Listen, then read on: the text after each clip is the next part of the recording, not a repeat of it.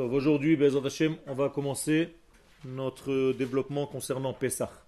Vous savez qu'il y a une règle d'étudier les notions d'une fête 30 jours avant la fête. Okay? Ça veut dire que le jour de Purim, il faut déjà parler de Pessah. Donc hier, il fallait parler de Pessah. Et avant-hier, pour ceux qui faisaient Purim Razim. En tout état de cause, de fait, nous développons aujourd'hui, Be'ezrat Hashem, notre sujet principal de Pessah, qui est la Galoute et la Géoula. C'est-à-dire, avant qu'on rentre dans le texte, il faut comprendre que l'essence de Pessah, c'est la rencontre avec notre essence première. La rencontre avec notre identité, le retour vers soi, la prise de conscience de mon identité, de qui je suis, pour pouvoir jouer mon rôle dans le monde. Ça, c'est, d'une manière générale, tout ce qui concerne Pessah. Autrement dit, si après Pessah, il ne s'est rien passé dans mon être intérieur,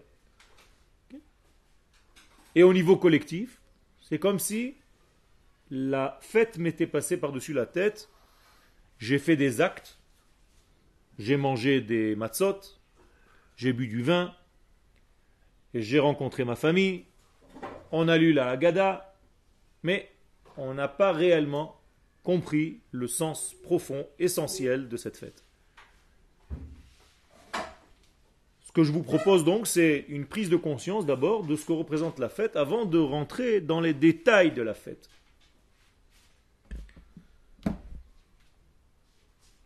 Il faut comprendre que le mot Mitzrayim, qui est en fait un nom de code, est composé des lettres Meitzar Mi, la prison de Mi.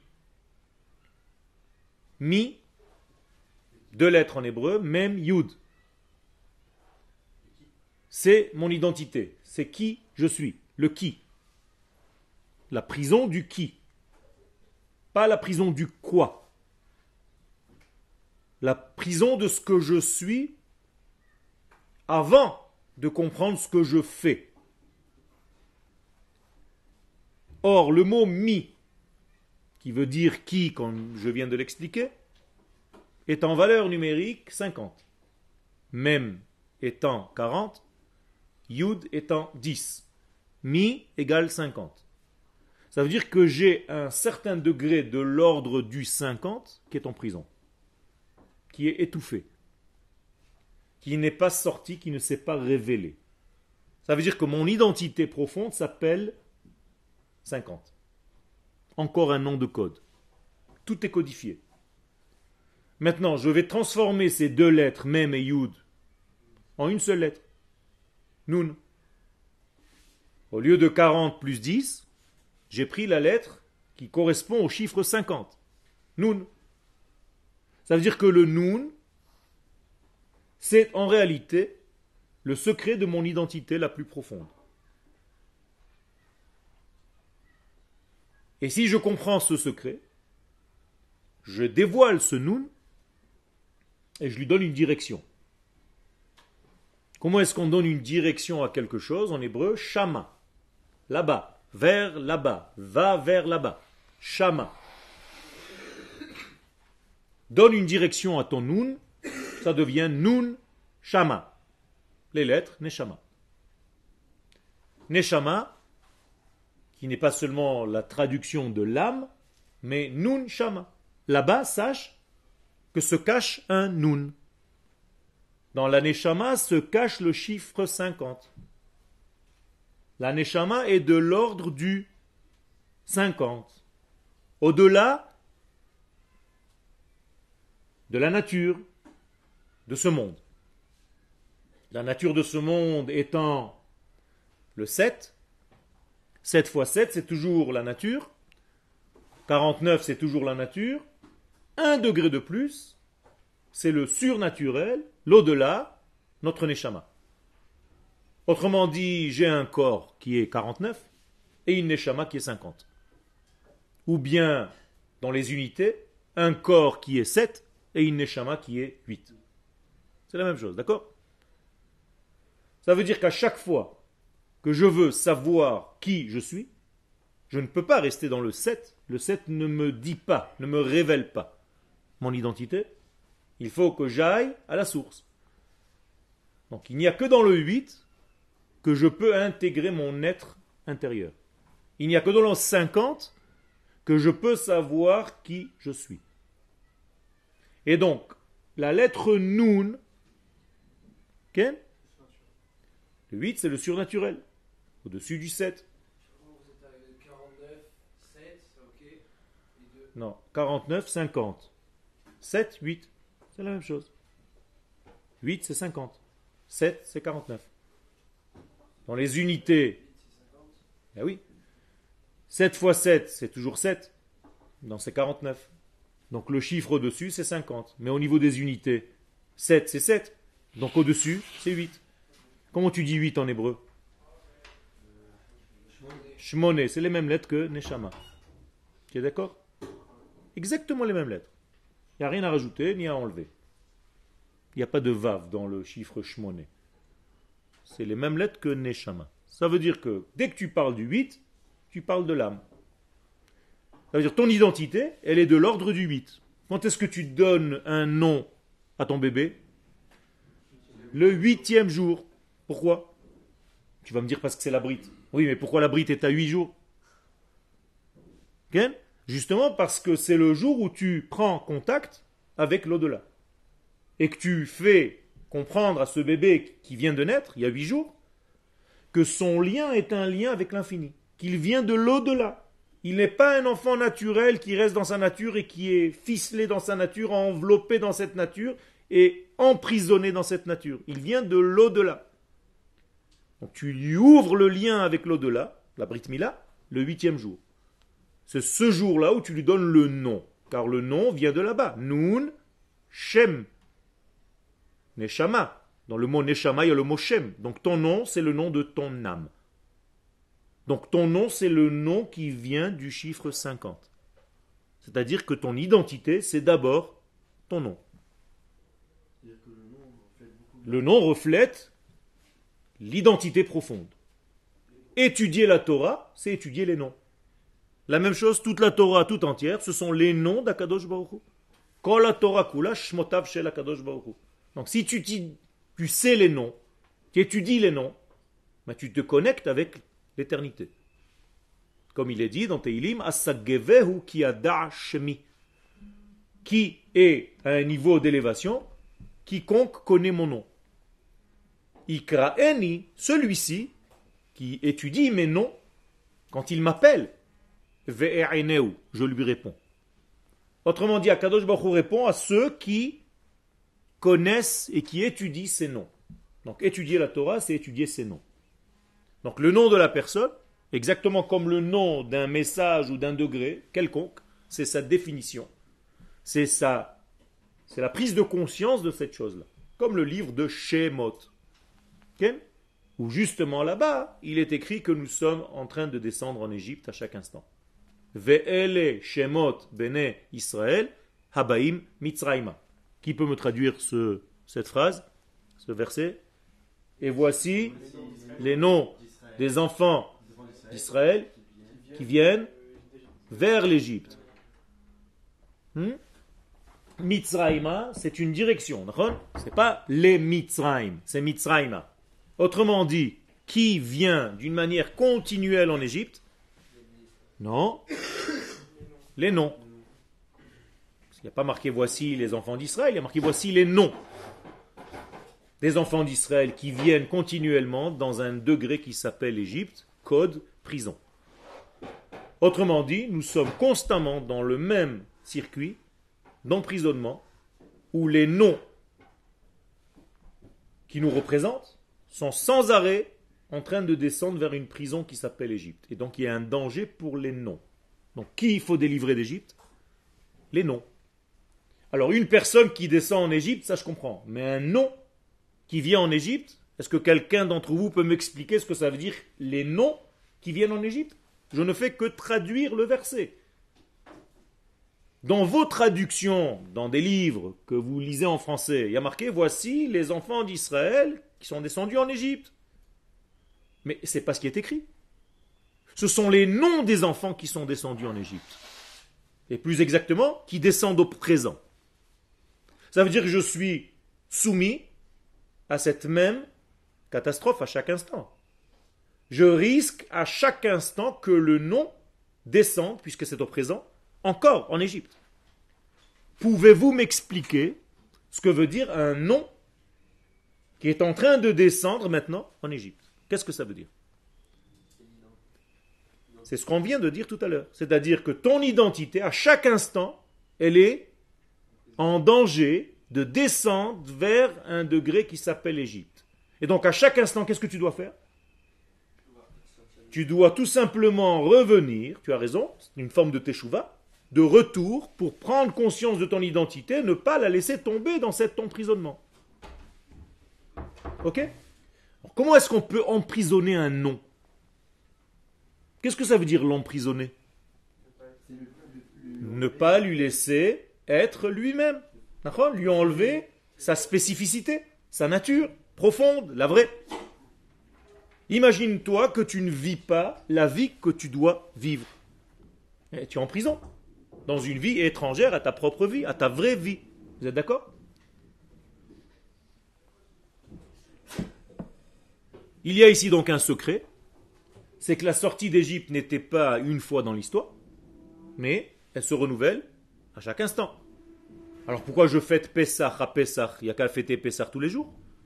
Mais c'est vrai, tous les jours, je dois rappeler 2 fois par jour que je suis sorti d'Égypte. Tout le temps, je suis en train de dire Zecher Litziat Mitzrayim, Zecher Litziat Mitzrayim, Zecher Litziat Mitzrayim. Tu fais un kiddush, Shabbat, n'importe quoi, une fête, n'importe quelle fête. À Rosh Hashanah, Zecher Litziat Mitzrayim. Pourquoi? En souvenir de la sortie d'Égypte. Parce que si tu rates une fois ce souvenir-là, si tu l'oublies, tu retombes en Égypte au moment où tu as oublié. Ça veut dire que la sortie d'Égypte est continuelle. Mais il y a quand même un mois dans l'année où cette capacité de sortir d'Égypte est beaucoup plus en relief. C'est le mois de Nissan. Donc la sortie d'Égypte, qu'un jour dans l'histoire on a utilisé pour nous libérer, en réalité, elle a ouvert la porte, cette sortie d'Égypte, à toutes les libérations possibles et imaginables dans notre être, dans notre psycho, dans notre corps, dans notre esprit, dans notre travail, dans notre vie d'une manière générale. Je résume, la sortie d'Égypte est un code qu'Akadosh Baruch Hu nous a donné, il a appelé Yetziat Mitzrayim, c'est un code cosmique qui veut dire sors de tout ce qui ne te permet pas de vivre selon ce que tu es. Arrête de te mentir, en d'autres termes. Arrête de tricher. Et le fait que le peuple d'Israël, un jour dans l'histoire, effectivement, a pu sortir d'Égypte, ça a ouvert la porte à toutes les sorties possibles et imaginables.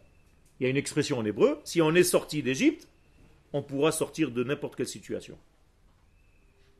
C'est-à-dire, on a dépassé le pharaon, on pourra dépasser ce problème aussi qui, peu importe. Avarnu et paro, na'avor gamedze. C'est une expression en hébreu moderne. Si un jour on a pu dépasser le pharaon, avec l'emprisonnement, la prison qui nous empêchait de bouger, eh bien on peut tout dépasser dans notre vie. Alors, il n'y a rien qui peut te bloquer réellement dans ta vie. Tu peux toujours sortir. Et non seulement toi, Israël, mais ça a ouvert la porte à toutes les nations du monde qui, un jour, lorsqu'elles sortiront elles-mêmes de leur propre prison, de l'identité, qu'elles se retrouveront elles-mêmes, mais c'est grâce à cette sortie d'Israël qui est sortie un jour d'Égypte. Et donc, notre premier printemps de l'histoire, c'est le printemps d'Israël, que les nations du monde essayent d'imiter en créant des printemps arabes et des printemps russes et des printemps ce que tu veux. Pas par hasard qu'on les appelle comme ça. Qui a inventé les printemps arabes? Vous connaissez ces expressions maintenant qui viennent de naître il y a quelques années. Le printemps arabe. D'où c'est sorti ça? Qu'est-ce que c'est le printemps? C'est aller vers la lumière, aller vers l'été, aller vers la floraison. Mais d'où c'est sorti? D'où ça a commencé? Du printemps, du premier printemps de l'histoire. Chag Ha'aviv, la fête du printemps, qui est en réalité la sortie d'Égypte. Et c'est pour ça que le peuple d'Israël fait très attention de toujours fêter Pessah au printemps. C'est pour ça qu'on fait le lien entre le soleil et la lune pour que les fêtes tombent dans les périodes qui correspondent à leur nature profonde. Je ne peux pas fêter Pessah en hiver, ça ne veut rien dire.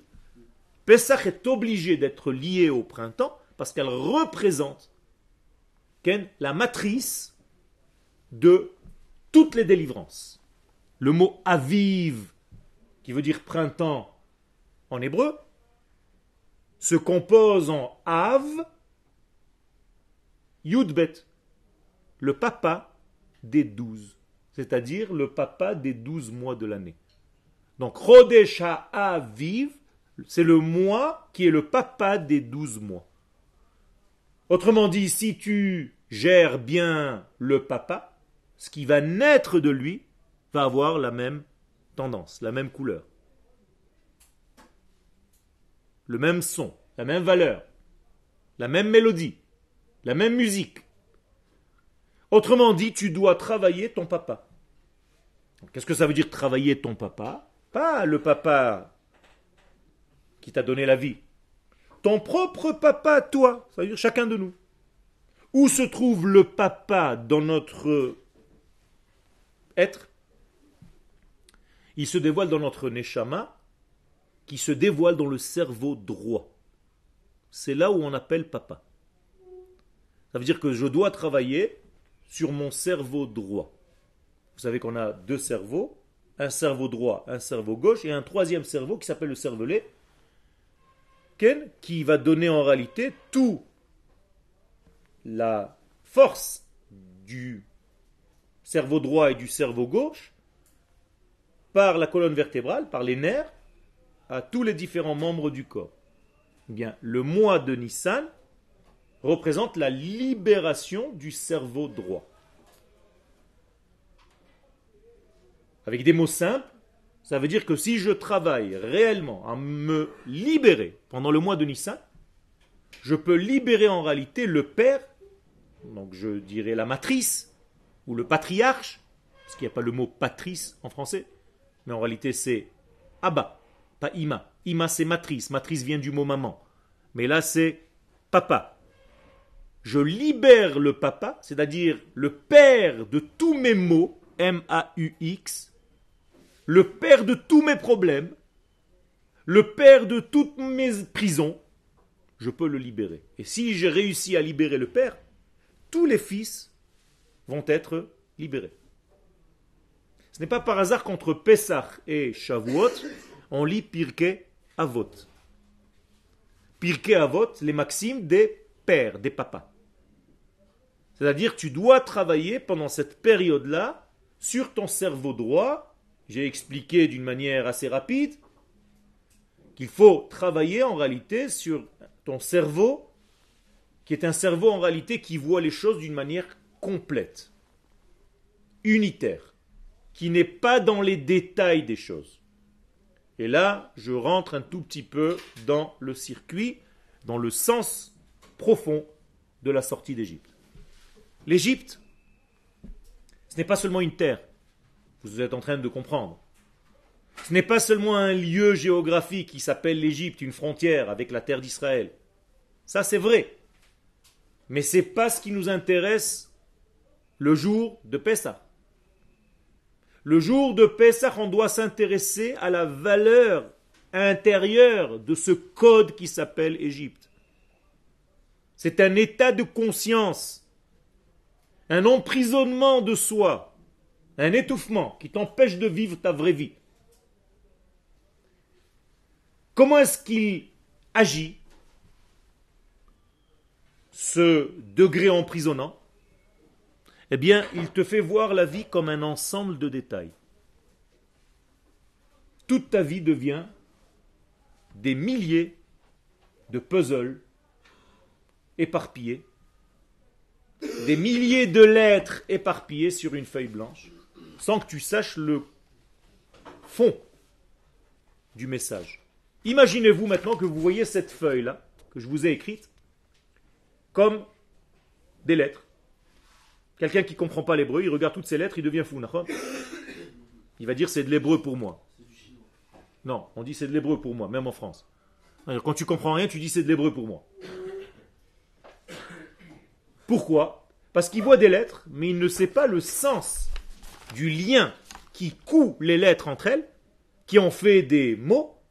Les mots font des phrases, les phrases ont un sens, et tout le cours devient avec un sens. Mais c'est la même chose. L'Égypte va découper ta conscience en pièces détachées. Elle ne va pas te permettre de voir une image globale, elle va te faire peur dans un tourbillon de détails. Ça veut dire que la force ici, c'est une force négative qui va venir te faire peur, t'emprisonner dans les détails. Je vais vous donner un exemple bien précis. Il va y avoir un petit détail qui va t'embêter, par exemple, ce matin, mais à cause de ce petit détail, tu ne vas plus rien faire. Parce que ce détail t'a gâché l'image globale de la matinée.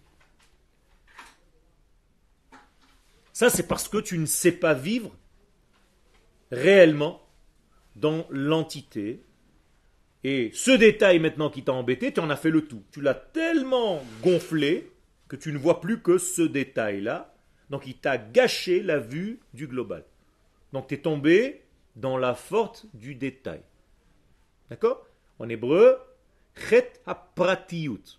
Tu es tombé dans l'individualité, dans l'individualisme. Tu as fait de ton problème une caricature énorme, alors que c'était un tout petit degré que tu devais mettre dans l'ensemble pour voir qu'il n'est pas grand-chose. Il faut juste le gérer. Toi, c'est devenu pour toi quelque chose d'énorme qui t'a gâché en réalité toute la journée, peut-être, je ne sais pas moi, toute la semaine.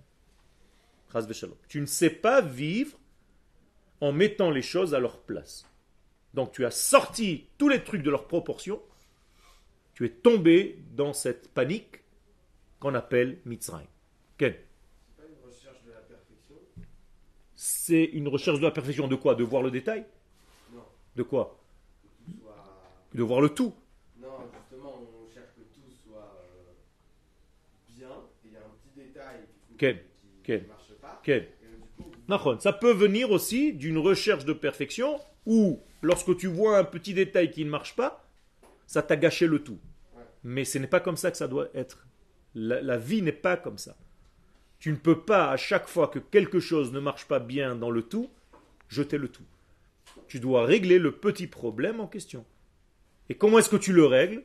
En le remettant à sa place dans ce tout. Et là, il reprend sa place. D'accord? Comme un puzzle qui est sorti, tu as fini le puzzle, tu as 3000 pièces, il te manque une pièce, et tu sors, tu es énervé, tu casses tout. Mais c'est la même chose. On te dit, mais mets-la à la place. Non, elle me manque. C'est une pièce qui me manque, je ne vois plus que ça m'a gâché tout mon puzzle et je le casse. Ça vous fait rire. Mais en réalité, c'est exactement la même chose. Il y a des gens qui vivent comme ça. Donc c'est ou tout, ou rien. Ou blanc, ou noir. Ça, c'est infantile. Ça veut dire que tu es dans un degré qui n'est pas normal. La vie, c'est pas du blanc et du noir. Il y a beaucoup de couleurs, beaucoup de nuances au milieu. La vie, c'est un développement, c'est une structure, et il faut avoir la patience de développer les choses en sachant qu'il y a aussi des chutes en route. Sheva ipol tzadik vekam. Le tzadik tombe 7 fois. Maintenant, vous comprenez ce que c'est 7. Dans le monde naturel, on n'arrête pas de tomber. Donc, c'est pas qu'il tombe 7 fois seulement, 1, 2, 3, 4, 5, 6, 7. Il peut tomber 1 million de fois. Ça s'appelle 7. Le monde naturel est voué à la chute. Vekam. Mais il a la possibilité de se lever. Grâce à quoi? Grâce au 8.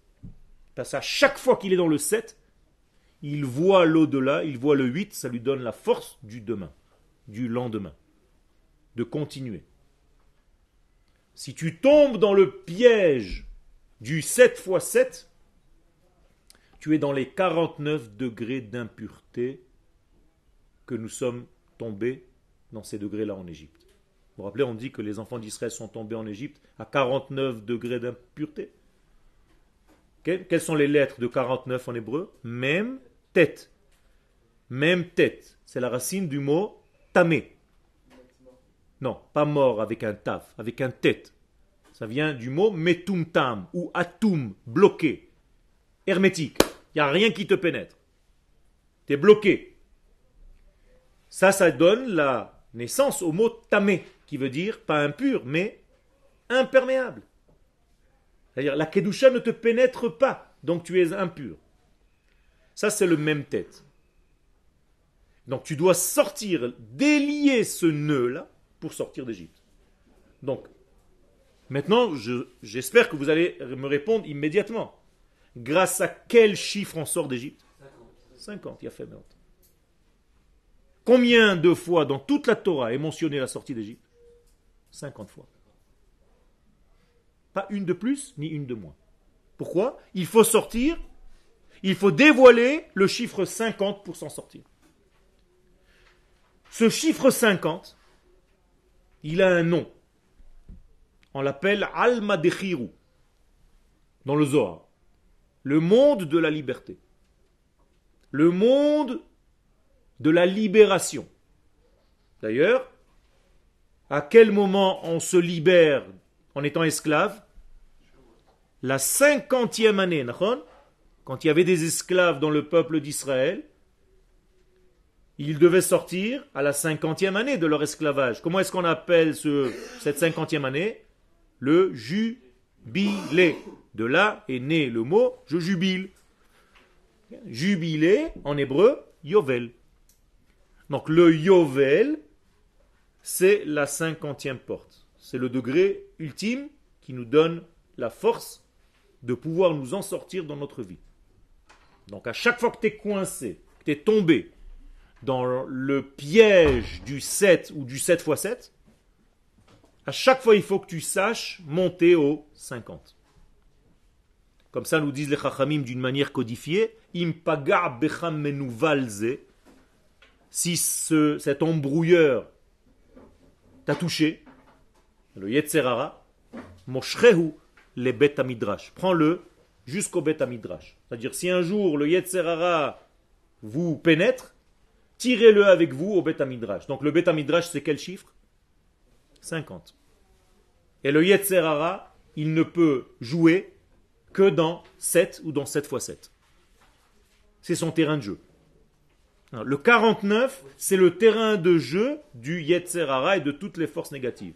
Au-dessus de cela, il ne peut rien faire. Donc si je veux échapper à ce degré-là, je dois lui apporter une lumière de l'ordre du 50. D'accord? Comment est-ce qu'on dit 50 en hébreu? Chamishim, d'accord? Qu'est-ce que vous entendez dans le mot Chamishim? Mashiach. C'est les mêmes lettres. Mashiach. Simcha, Sameach. Chumash, Chamesh. Chamouche. Qu'est-ce que c'est Chamouche en hébreu? Armée. Donc, toutes tes armes, et l'arme ultime qui est le messianisme, tu l'as où? Dans le chiffre 50. Donc le Mashiach est de l'ordre du chiffre 50 et au-dessus. Il ne peut pas être moins que ça. D'accord? Il ne peut pas être Mashiach si tu es du chiffre 49. Ça n'existe pas. Mashiach doit venir de l'au-delà, du chiffre 50. Il doit naître dans ce monde. Mais il a une Neshama qui vient de l'au-delà. D'ailleurs, toutes vos Neshamot, toutes nos Neshamot viennent de là-bas. Puisque je vous ai dit tout à l'heure, Neshama, c'est Nun Shama. Qu'est-ce qui se passe? C'est sonnerie du chauffard ou quoi? Donc, s'il y a Neshama, Nun Shama, ça veut dire à chaque fois que je tombe dans le piège, entre guillemets, corporel, qui m'étouffe, je dois en fait retisser le lien avec ma Neshama. Et si je retisse le lien avec ma Neshama, je peux m'en sortir. C'est clair? Que veut dire le mot? À quelle lettre correspond donc le chiffre 50? Nun. La mettre c'est 30. Nun. Nun, ça a un sens aussi. Que veut dire le mot nun en araméen?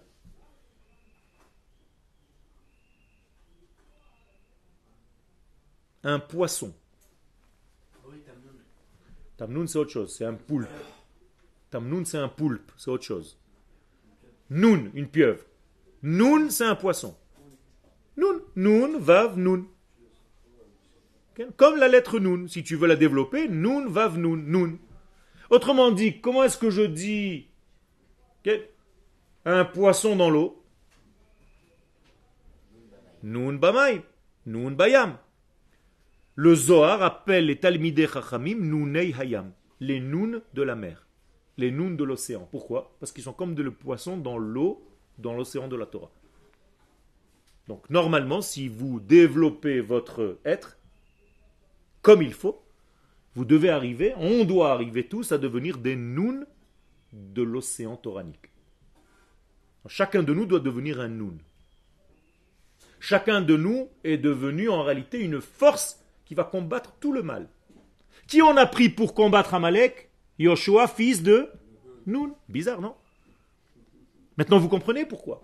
Il n'y a qu'un Yoshua qui veut dire délivrance, Yeshua, qui est fils ou fille de Nun, du chiffre 50, qui peut nous délivrer.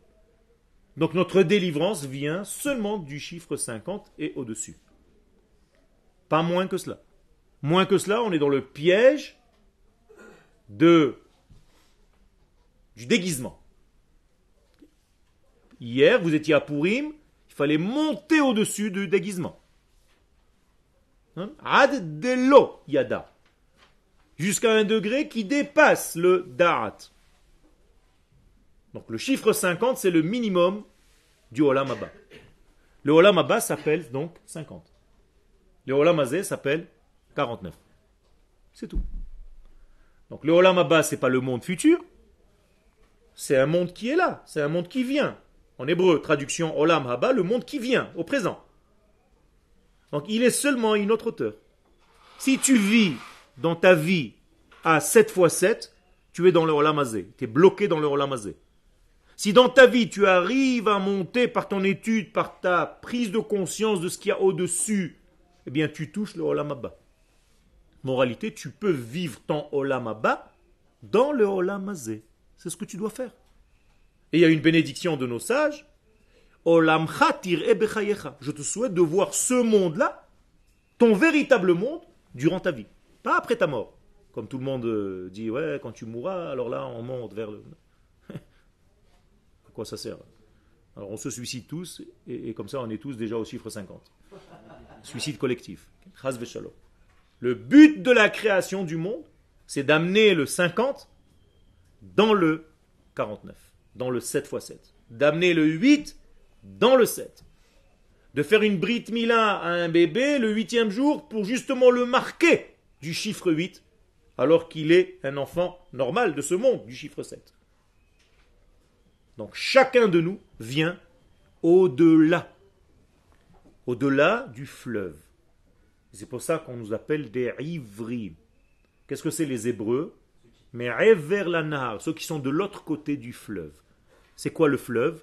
C'est le 7 x 7. L'autre côté du fleuve, c'est le chiffre 50. Donc on vient tous, les enfants d'Israël, on vient du chiffre 50. Qui s'appelle d'ailleurs Kiseh HaKavod, le trône céleste. De là-bas, nos Neshamot sont venus dans ce monde. Donc le trône céleste, c'est le chiffre 50. C'est de là-bas que nos Neshamot ont été tirées, prises, et nous amenées dans notre corps qui, lui, est du chiffre 49. Donc nous avons en réalité dans notre corps et notre Neshama un 50 dans un 49. Un 8 dans un 7. D'accord? Ken, il y avait une question là-bas. Beth Midrash, parce que c'est là où tu étudies la Torah. La Torah, tu l'as reçue quel jour après la sortie d'Égypte? Il a fait. Quand est-ce qu'on a reçu la Torah? Le 50e jour. Maintenant, tu comprends pourquoi. Est-ce que tu peux étudier une Torah qui vient du 49?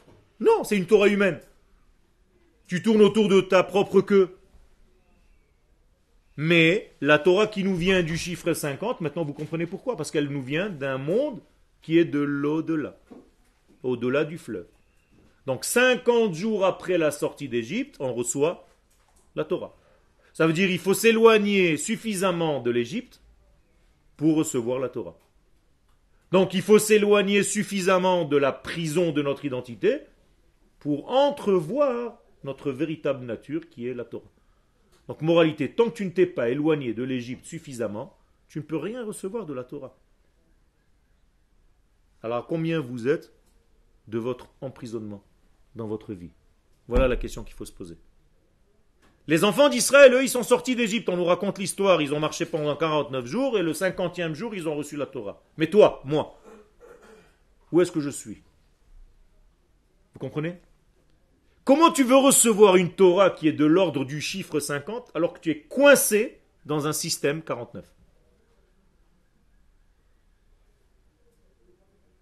Tous les matins, on dit une bracha, Baruch ata Hashem, matir asurim. Qu'est-ce que ça veut dire matir asurim? Qui libère les prisonniers, ceux qui sont tenus avec des liens. Mais c'est de ça qu'on parle. Matir asurim. Si je ne suis pas libéré de mes liens, et je ne peux pas recevoir la Torah parce que je ne suis pas encore un homme libre, je suis encore coincé dans un système de manque de liberté. Donc le manque de liberté, c'est 49. La liberté, c'est 50. Et je vous ai dit tout à l'heure, ça s'appelle le monde de la liberté. Alma Dechirou. Ça veut dire quoi, se libérer de son identité? Pas se libérer de son identité. Libérer son identité. D'accord? Parce que tant que je suis dans le 49, je n'ai pas encore vu mon identité. J'ai l'impression que c'est la mienne, mais en réalité, je suis un déguisement de quelqu'un d'autre. Je fais un petit peu comme celui-là, je fais un petit peu comme mon rave, je fais un petit peu comme ma rabbinite, je fais un petit peu comme celui-là. Lui, il m'a bien impressionné, alors je fais un petit peu comme lui. Mais je ne suis pas moi-même. Je suis en réalité 15 ou 20 ou 30 ou 49 déguisements de 49 degrés différents. Et toi? C'est la question qu'Akadosh Baruch Hu pose à Adam Arishon. Ayeka. Quelle est la question? Où en es-tu? Pas où es-tu. Où es-tu? C'est facile, Akadosh Baruch Hu, il sait où tu es. Où en es-tu? C'est toi qui dois savoir. Où est-ce que tu en es dans ta vie? Pas où es-tu? Où en es-tu? En d'autres termes, qui es-tu? Est-ce que tu as oublié ton identité pour fauter? Comment est-ce que tu es tombé dans la faute? Ça veut dire qu'en réalité, tu as perdu ton identité. Tu n'es plus toi. Ça veut dire que quand on faute, à chaque instant, au moment où on faute, on n'est pas nous-mêmes. On n'est plus nous-mêmes. Parce que le toi, le vrai, ne peut jamais fauter. Donc la teshuva, en réalité, elle est liée immédiatement auquel chiffre? 50, c'est tout. La teshuva, c'est le chiffre 50. Si vous deviez donner un chiffre à la teshuva, c'est le 50 ou le 8. D'accord? C'est tout. C'est aussi simple que ça. Et toutes les chataïm, c'est tombé donc dans le 7, en le déconnectant du 8. En tombant dans le 49, en le déconnectant du 50. C'est clair ce que je suis en train de vous dire? Ok. Ok. Pourquoi déjà, si le 7 c'est le naturel et le 8 c'est le surnaturel, alors on appelle le 7e jour le jour du Shabbat, Shabbat Kodesh? Ok. Et pourquoi le chiffre 8 ça équivaut à la lettre Chet? Ok. Et Chet c'est aussi la faute. D'accord. Première question. Dans ta question, tu as déjà posé ta question d'une manière erronée. Alors, tu m'as dit, comment ça se fait que le Shabbat, c'est le 7e jour? C'est faux, déjà. Le 7e jour, c'est le 7e jour. Il n'y a pas marqué que le 7e jour, c'est Shabbat. Il y a Yom HaShevi'i, c'est encore un chiffre. Shabbat, c'est déjà un nom. Ça veut dire que Shabbat, il a en réalité des chiffres et des lettres. C'est le premier chiffre et lettre de la vie. Il est d'abord un chiffre 7 par rapport aux 6 jours qui lui ont précédé. Mais en réalité, si tu t'arrêtes au chiffre 7, ça veut dire si ton Shabbat c'est le 7e, tu n'es pas encore au Shabbat, tu es au 7e. Shabbat, c'est déjà un nom. Tu es monté à un autre degré. Quel degré? Le 8. C'est-à-dire le nom Shabbat, c'est plus 7, c'est 8. Alors que le 7e jour, c'est le 7e jour. Vous comprenez bien? Il y a marqué Yom HaShvi'i. En hébreu, ça c'est Yom HaShvi'i. Shabbat, c'est déjà le 8 qui se cache dans le 7. C'est-à-dire la Neshama qui est dans le 7. Ça, c'est le nom Shabbat. Sinon, c'est un chiffre. La Torah, elle ne te dit pas que Yom HaShvi'i, c'est Shabbat. Le problème, c'est que chez les Français, quand vous faites le Kiddush, vous faites toute cette erreur. Vous dites Ubayom HaShevi'i, Shabbat, Vaïnafash. Ce qui est faux. Il faut dire Ubayom HaShevi'i, Shabbat, Vaïnafash. C'est un verbe. On ne te dit pas que le 7e jour, c'est le Shabbat. On te dit que le 7e jour, il a chômé. Donc tu ne peux pas dire Shabbat, tu dois dire Shavat, Vaïnafash. Donc regardez vos Sidurim, c'est marqué, mais vous ne faites pas attention. Alors tout le monde dit Ubayom HaShevi'i, Shabbat, Vaïnafash. Et tu es en train de faire des fautes. Et tu es en train de boire du vin du 7e jour au lieu de boire du vin du 8e. Alors que tu dois consommer le 8e. C'est-à-dire, tout en Shabbat peut être 7. Si tu n'as pas découvert le 8 qui se cache à l'intérieur de lui. Vous comprenez ce que je suis en train de vous dire? Shabbat, ça peut être un week-end. C'est la fin du week. Mais c'est pas encore Shabbat. Tu vas dormir, tu vas roupiller, tu vas te reposer, tu vas faire ce que tu veux. Tu vas lire des magazines, tu vas être au lit. Mais c'est pas Shabbat. C'est le 7e jour. Shabbat n'est pas donné à tout le monde. Shabbat, c'est un degré qu'il faut acquérir, qu'il faut aller un petit peu chercher. Même s'il descend, il vient. Mais il faut que tu te hisses à ce degré-là pour recevoir le 8 qui se cache dans le 7. Justement, en transformant ton Shabbat, en faisant très attention à ne pas parler de Chol, à ne pas lire des choses de Chol, à ne pas tomber dans la faute du « je ne fais rien, en tout cas je ne fais pas d'erreur », ni de faute Shabbat, ça suffit pas ça. Tu dois étudier Shabbat. Et tu dois étudier une Torah profonde, pas une Torah que tu as l'habitude d'étudier pendant la semaine. Une Torah qui va beaucoup plus loin, qui pénètre un petit peu plus dans une recherche profonde de l'étude. Faites très attention à ça. Quel? C'est pas le même principe avec l'arbre de la vie. Exactement, c'est le même principe. Les 6 jours de la semaine ou les 7 jours, ou les 7 fois 7, c'est toujours l'arbre de la vie, l'arbre de la connaissance, licha. Et l'arbre de la vie, c'est le chiffre 8 ou 50. Mais c'est le même arbre en fait. C'est le même arbre. En fait, L'arbre de la vie se cache à l'intérieur de l'arbre de la connaissance. C'est pas qu'il y avait 2 arbres. D'accord? L'arbre de la vie, il est dedans. C'est comme la neshama. C'est comme ton corps et ta neshama. La première chose que je vois, c'est ton corps. Mais si j'apprends à te connaître, je vois ta neshama.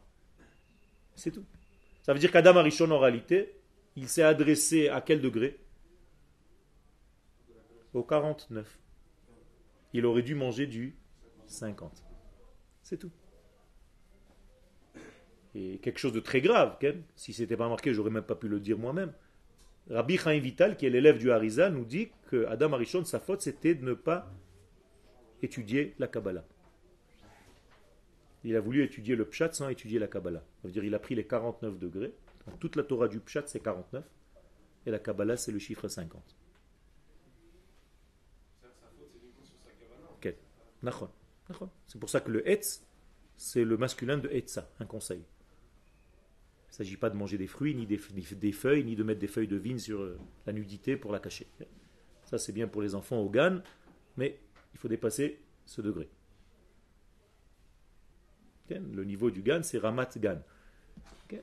Il faut monter un petit peu à Yerushalayim. Il faut monter à Yerushalayim dans ta vie. C'est pour ça que quand on sort d'Égypte, on sort pour monter à Yerushalayim. C'est pas que Ramat Gan n'est pas une ville de Kodesh. Attention, elle est en Eretz Israël. C'était juste pour le jeu de mots. Mais quand vous sortez de Mitzrayim, il faut que vous ayez une direction dans la tête, Yerushalayim. Si vous sortez de Mitzrayim sans avoir l'idée d'aller et de ne pas vous endormir en chemin à Yerushalayim, vous retombez à chaque fois et vous dites ce que les enfants ont dit là-bas. Nitena rosh venashuva Mitzrayim. On veut repartir en Égypte. Pourquoi? Parce qu'ils ont oublié l'objectif. Il ne faut jamais oublier l'objectif. L'objectif, il est de l'ordre du chiffre 50 ou 8. Eretz Israël, donc, c'est quel chiffre? 50. C'est tout. C'est pour ça qu'il y a marqué Kol hamehalech arba amot be'eretz Israël yesh lo chelek le'olam haba. Quand tu marches 4 pas ici, tu marches où en réalité? Dans le chiffre 50, puisque tu es au-delà de la nature. Eretz Israël, ce n'est pas une nature normale. Eretz Israël, einena davar chitzoni. Vous avez étudié Oroth. Premier mot de Oroth. La terre d'Israël n'est pas quelque chose de superficiel, d'extérieur. Extérieur égale 7 ou 49. Donc Eretz Israël, c'est de l'ordre du chiffre 8. C'est la neshama de la terre. La neshama du peuple. Ce n'est pas des morceaux de terre. Faire attention, c'est quelque chose d'autre. Tout ce degré-là, c'est juste une petite ouverture pour commencer à comprendre ce que c'est sortir d'Égypte. La prochaine fois, Be'ezrat Hashem, on va rentrer un petit peu plus dans le texte et on va commencer à entendre, préparer vos questions. Aujourd'hui, c'était juste une mise en place, une mise en bouche de l'histoire de Pessah dans son sens le plus profond, c'est-à-dire la Géoula. Qu'est-ce que je cherche dans cette fête? Et pas plonger directement où est-ce que je vais acheter mes matzot, tout ce que je vais faire, ça c'est bien, tout ça. Mais si tu n'as pas compris le sens, c'est dommage. Ken? Je pensais à un truc qui n'a peut-être rien à voir, mais quand les États-Unis ils ont commencé à avoir leur indépendance, ils avaient 48 États et ils se sont débrouillés pour récupérer l'Alaska et récupérer Hawaï pour faire 50. Est-ce qu'il n'y a pas une idée de substitution Tout à fait. C'est très très important ce que tu dis. Il y a un verset qui le dit d'ailleurs. Etze le'umatze asa Elohim. Kadosh Baruch Hu, tout ce qu'il y a dans la Kedusha va apparaître de l'autre côté dans la Touma. Et si la force n'est pas ici, elle est là-bas. Et si elle n'est pas là-bas, elle est ici. Kesheze kam ze nofel, kesheze nofel ze kam. Ça veut dire qu'en réalité, il y a comme des vases communicants. Et il faut qu'on sache en réalité où est le poids. Donc, quand on va mettre le poids sur notre identité, qu'on va atteindre nous-mêmes le chiffre 50, okay, les autres vont redevenir quoi? Mishpechot Adama, des familles. Mais ça, c'est un autre épisode. Toda Rabba.